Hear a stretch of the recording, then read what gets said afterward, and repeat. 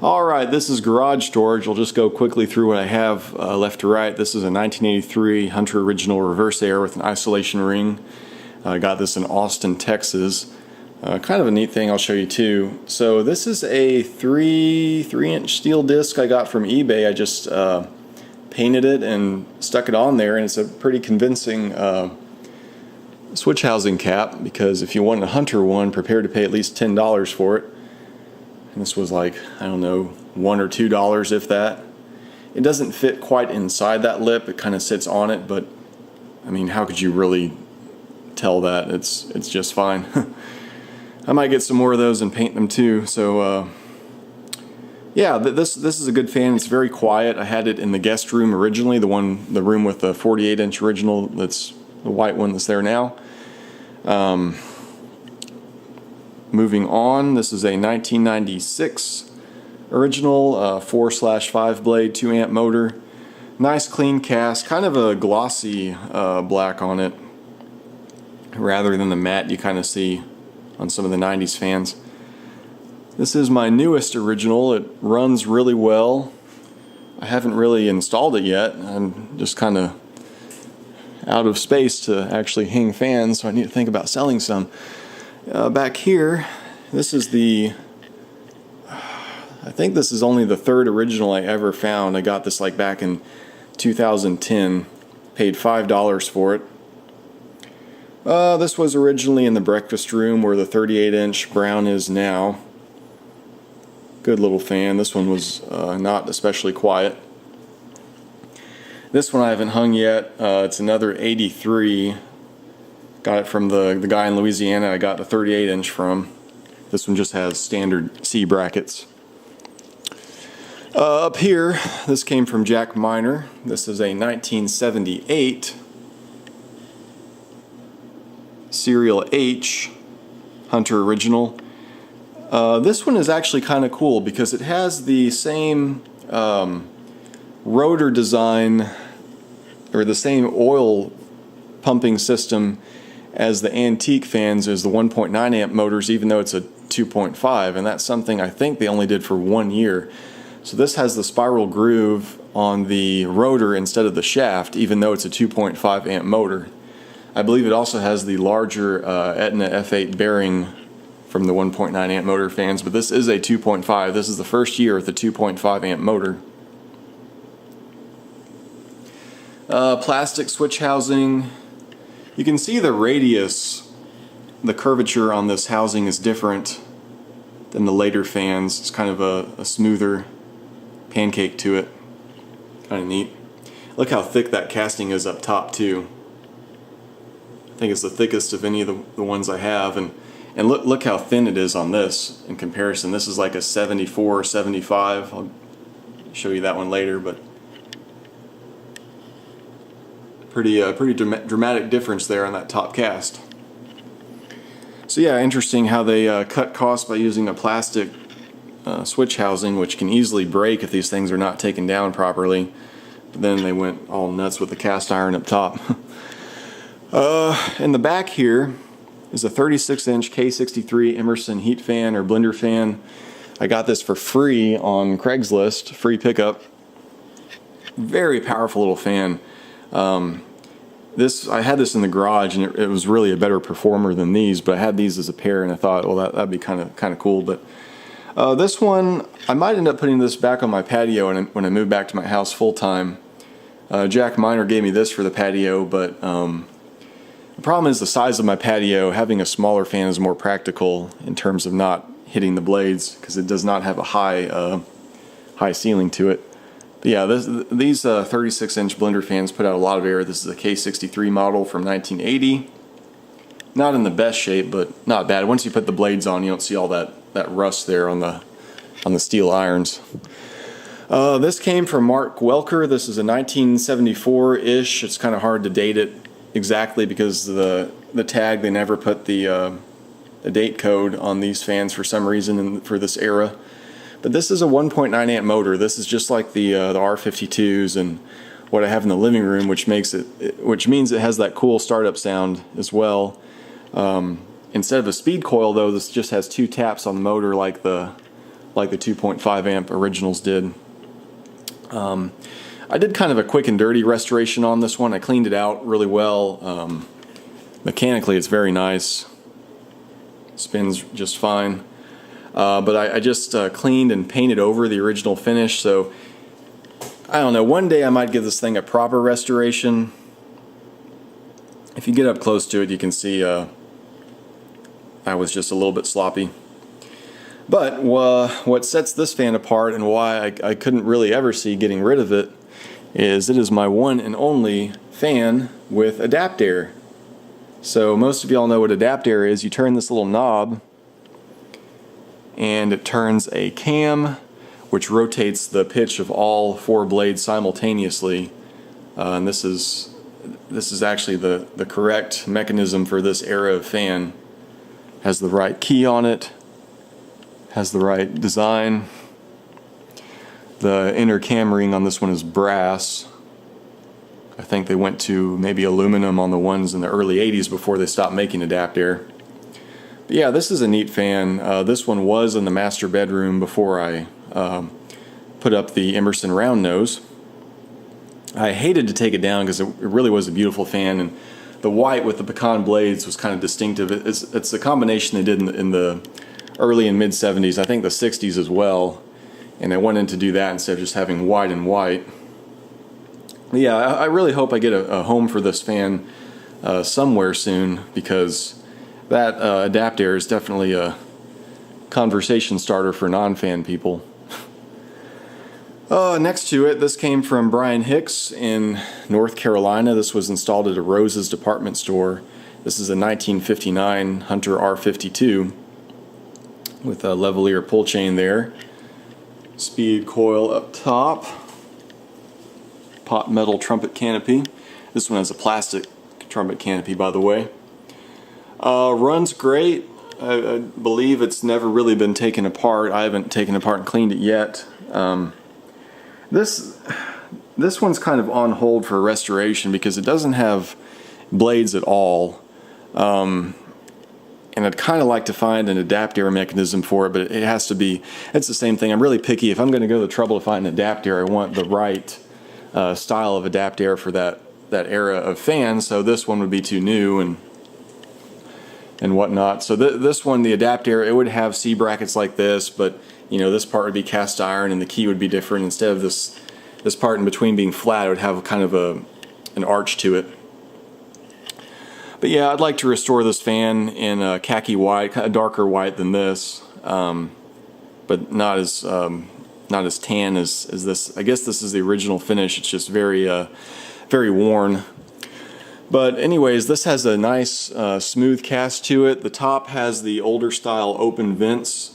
So I think just for a few years they had this style of switch housing with this open vent design up top. Made in Memphis, really smooth, high quality cast to it. Great fit and finish, so much better than these 70s fans. Yeah, I remarked on that earlier how thin that is up top. Get some good shots here. Hope you all appreciate them. Using my new camera with 4K 60 for this. But yeah, one day once I get the blade situation figured out for this fan, I'd like to give it a good home. My buddy in Austin, Texas wants an antique. I don't see what he thinks about this one. I'll fix it up for him.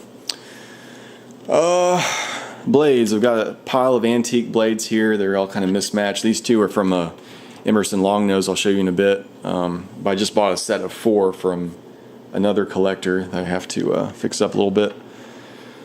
Just odds and ends here. Isolation rings, canopies, blades, angled ceiling kit there, box of light kit, junk stuff over there. I guess that's it for the garage. Here's an original box for an 83 original. Alright, let's move on. Alright, this here is a 1920s, I'm not exactly sure the exact date on it, but it looks like a 20s Emerson Longnose with a 3-speed snap switch on the bottom. This thing works. It was in really rough shape cosmetically, but I took the speed coil cover off, and the wiring is actually still original, which is pretty unusual for an antique. Most of the time it's been rewired once or twice throughout its lifespan. Now this is almost 100 years old, and I plugged it in after testing the resistance on the mains, and it's kind of gummy, but it runs. So yeah, this one's going to get saved. I got blades for it, got a canopy for it. But yeah, this will be another very involved restoration job. I'm assuming it's going to be pretty similar to the round nose in terms of taking it apart and restoring it. But yeah, I'll do this in a nice black finish. This one has a nice little brass tag there. Get that cleaned up too. Yeah, the tops on these fans are beautiful. I really hope this will be installed somewhere where you can see the top, like coming down a staircase or something. Yeah, very, very cool fan. I got that for only $50. Pretty happy about it. Alright, and this is my interior storage. This is where I put my really clean fans. And there's some in the garage I could probably move up here, but kind of out of room. Stuff here is put kind of just so right now. Okay, I've got how many? Six Hunter originals out here. This is a 1987 from Jack Miner in Austin. He got a whole house full of these. This one has these beautiful cherry blades. They match these on that 89 fan. Yeah, I really like the 80s, the late 80s originals, because for the metrics where you really evaluate a fan, like on paper, they do so well. They're only 1.1 amps, but they're very powerful. And in my opinion, they're just as powerful as any other original, but they draw a lot less current. If you ever do have to change the capacitor, it's in the switch housing, so it's pretty easy to get to. Aside from that, the only downside is they do have the reverse switch in the switch housing, so if you ever want to disassemble the fan to clean the bearing or clean the oil cup or anything, you have a lot of wires to deal with, and you have to cut the wires for the switch and reattach all that. But yeah, just a really, really high quality, consistent, thick cast on this fan. Great shape, aesthetically beautiful. This one actually has an isolation ring, which I'm not sure how that ended up on there, because those, as far as I know, were only on the early 80s 2.5 amp originals, but this is a later one. Okay, moving on back here. This is a 1982 brown and antique brass original, and if you're looking at this and thinking it looks strange, well, the cast on it, this fan was probably going to be brass or antique brass, but for some reason it ended up being brown, so it has a different casting to it, kind of a sharper cutoff defining those vents. It has like machining marks on it. I don't know if you can see, like it's been turned in a lathe or spun around. So it has a smooth finish on it, which is kind of unusual. But yeah, this fan came from Greenville, South Carolina. What's cool about it is it came with all of the original documentation. So I want to sell this fan complete with all of this and original blades and all that. They're the blades, beautiful condition blades with antique brass C brackets. But yeah, it looks like they paid $244.01 for it. 4% sales tax. Came from Dixie Electronics. Yeah, 500 Pendleton Street, Greenville, South Carolina. And let's see what else. I thought there was also, yes, here it is. This is the Hunter catalog. And what's so cool about this is if you fold it out, I'm just imagining the original buyer sitting down at the dealer looking at all these finish combinations, and they said, oh, this is the one right here, and they circled it, and they wrote the price on there, $224.18, and it's like it's so different than today when you just run to Walmart or Lowe's, whatever, just grab a fan like this. It's like it's almost like an investment. and that's the one they wanted. That's the one I would want, black. I think that's just such a handsome finish for these fans, but they're very hard to find in black. I actually only have one, and they turn up quite rarely. Brown is a lot more common. Check out that adaptare there.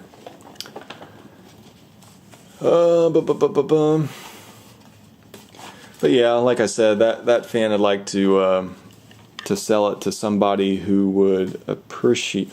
This thing folded up wrong. Yeah, that fan I'd like to sell to somebody who appreciates the paper trail and the fact that it's in really clean condition, and possibly the fact that it's a smooth finish fan, and it's kind of unique in that way.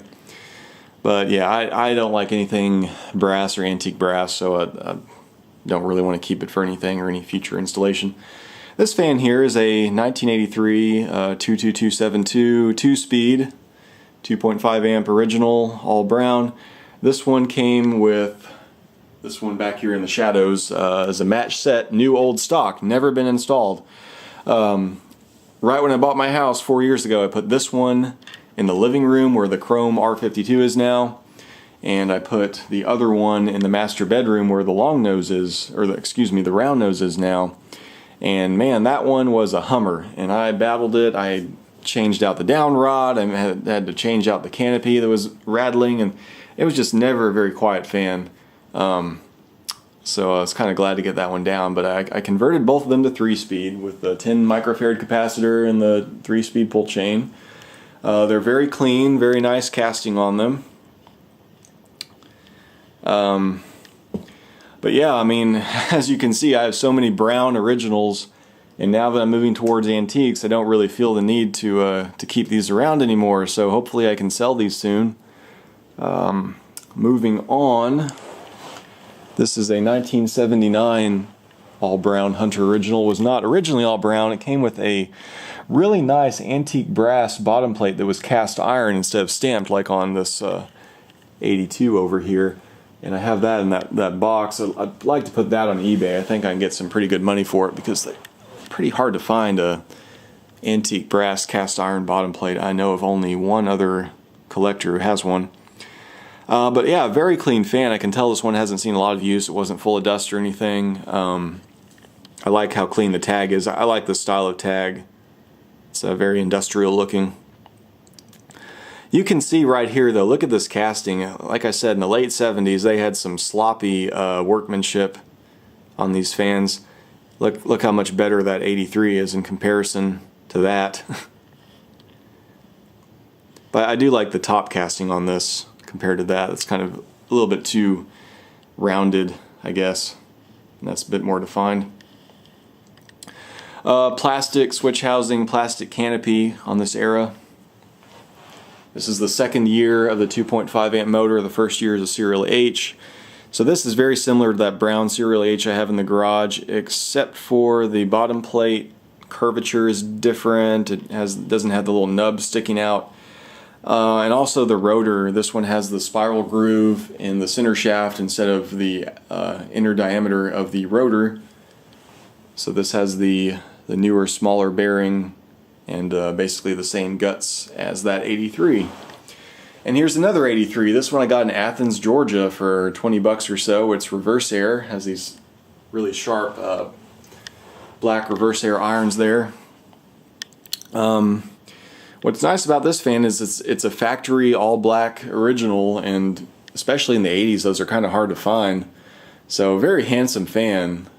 This one was in my guest room before I put up the 48-inch white original. This one is very quiet. This one and that other brown 83 that I had in there first are very quiet fans. It's just a little bit too much for that size of room, so I hope this one gets a good home too. I would probably sell these other ones before I'd sell this one, just because it's black, and those are hard to find, and my favorite finish really for this kind of original is a black one. And then way back here, I don't know if you can even see it, but it's just like this, except it has a 1 foot down rod. It was in my master bedroom. It's another 83 reverse air original, has an isolation ring on it, one of the new old stock ones. So yeah, These fans here are all very clean, but I would like to sell them just because, you know, some people are comfortable storing a bunch of fans and, you know, having all of these scenarios covered if they ever win the lottery and have to put fans up all over the house or something. But I don't know, I'm kind of struggling with that. I don't want to be a fan hoarder. I've already got fans everywhere in the house I can put them, and yeah, now I'm pretty much just swapping out fans that I had with more desirable ones or antiques, I guess. I will say that I can't really see myself putting antiques in the guest room or the study here because it is an 8-foot ceiling and I'm a tall person. Antiques don't usually play well with 8-foot ceilings. They need more space for the larger canopies and all that. Plus they're so heavy, and I'm not certain this goes into solid wood. I know the box goes to solid wood, but I think I don't think the connection is secure enough to hang an antique. All right, guys, thanks for staying with me. If you made it the whole video, this is a very long video, but I had a lot to show you, a lot of updates. Gosh, I think I'm right around 20 fans, maybe even more right now, but I've got some cool stuff. Right now, in terms of me picking up fans, I'm pretty much only going after stuff that I really want and that's really unique. I'm not, you know, if I see a good deal on a fan, but it's just like an original or something, I'll just tell people about it. I won't go pick it up because I have too many and I really need to cull my collection a little bit. All right, guys, thanks for watching.